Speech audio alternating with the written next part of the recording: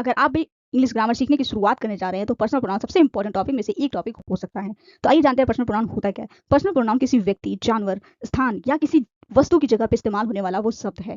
जैसे कि Rahul is a student, Rahul goes to school. यहाँ पे बात सिर्फ राहुल की हो रही है, लेकिन हमें बार बार उसका नाम रिपीट करने की जरूरत पड़ रही है, यानी कि हमें नाउन को रिपीट करना पड़ रहा है। तो पर्सनल प्रोनाउन जो होता है वो नाउन को रिपीटेशन से हमें बचाता है। तो यहाँ पे राहुल की जगह हम क्या यूज कर सकते थे? राहुल की जगह हम ही यूज कर सकते थे। जैसे Rahul is a student, he goes to school.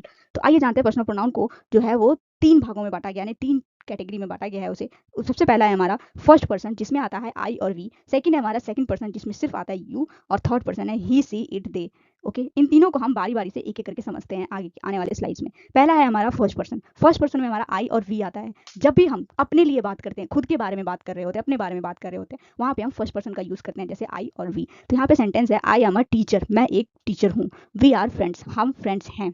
यहाँ पे क्या हो रहा है? हम खुद के बारे में बात कर रहे हैं, अपने बारे में बात कर रहे हैं। नेक्स्ट हम जानते हैं सेकंड पर्सन प्रोनाउन के बारे में। सेकंड पर्सन प्रोनाउन में सिर्फ यू आता है। जैसे यू आर माई फ्रेंड, तुम मेरे फ्रेंड हो। यू आर इंटेलिजेंट, तुम इंटेलिजेंट हो। जब भी हम सामने वाले के बारे में बात कर रहे होते हैं, वहां पे हम सेकंड पर्सन प्रोनाउन का यूज करते हैं। और नेक्स्ट है हमारा थर्ड पर्सन प्रोनाउन। उसमें आता है ये 4 वर्ड, ही, सी, इट और दे।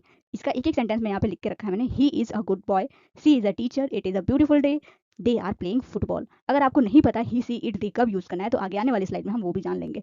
तो चलिए सबसे पहले जान लेते हैं ही को कब यूज करना है। ही को मेल पर्सन के लिए यूज करना होता है, यानी किसी भी लड़के के लिए या किसी पुरुष के लिए हम ही का यूज करते हैं। जहां पे भी मेल पर्सन होगा, मेल पर्सन की बात कर रहे होंगे, वहां पे हम ही का यूज करेंगे। जैसे Rahul is a doctor, Rahul एक यहाँ पे मेल है, इसके लिए हमने यहाँ पे ही यूज किया है। He work in a hospital. Next sentence है Mohan is my friend. Mohan यहाँ पे एक मेल है, इसके लिए भी हमने ही का यूज किया है। He is kind. नेक्स्ट है हमारा सी। सी जो होता है वो फीमेल पर्सन के लिए यूज किया जाता है, ठीक है, यानी किसी भी लड़की के लिए या महिला के लिए हम सी का यूज करते हैं। जहाँ पे भी किसी फीमेल की बात हो रही होगी, वहाँ पे हम सी का यूज करेंगे। जैसे she is a singer, Riya, Riya is a singer.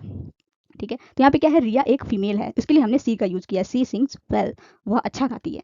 Sita is my sister, Sita यहाँ पे फीमेल है, सीता मेरी बहन है। सी इज हेल्पफुल, वो बहुत ही ज्यादा मददगार है। ओके, और नेक्स्ट है हमारा इट। इट का जो यूज होता है वो एनिमल की जगह पे यूज होता है, थिंग्स की जगह पे यूज होता है, या फिर किसी वस्तु की यानी नॉन लिविंग थिंग की जगह भी हम इट का यूज करते हैं। जैसे यहाँ पे जो सेंटेंस है वो सेंटेंस है हमारा the cat is sleeping, it is tired. अब देखिए ये कैट है, ये एनिमल है, एनिमल की जगह हमने इट का यूज किया है। माई फोन इज न्यू, देखिए ये फोन है, ये नॉन लिविंग थिंग है, और इसकी जगह भी हमने इट का यूज किया हुआ है। ठीक है, तो ये देखिए लास्ट है हमारा दे। दे कहाँ पे यूज करते हैं हम? दे हम दो या दो से ज्यादा चीजों के लिए या पर्सन के लिए यूज करते हैं। ठीक है, जैसे राहुल एंड रिया, यहाँ पे 2 लोगों की बात हो रही है, आर स्टूडेंट्स। तो देखिए यहाँ पे 2 लोगों की बात हो रही है, तो 2 लोगों की जगह हमने क्या यूज किया? हमने दे यूज किया हुआ है। ठीक है, द बुक्स आर न्यू, यहाँ पे देखिए ये नॉन लिविंग थिंग है, लेकिन ये मल्टीपल चीजें हैं, यानी 2 से ज्यादा बुक्स की बात कर रहे हैं हम, तो यहाँ पे हमने दे यूज किया। They are expensive.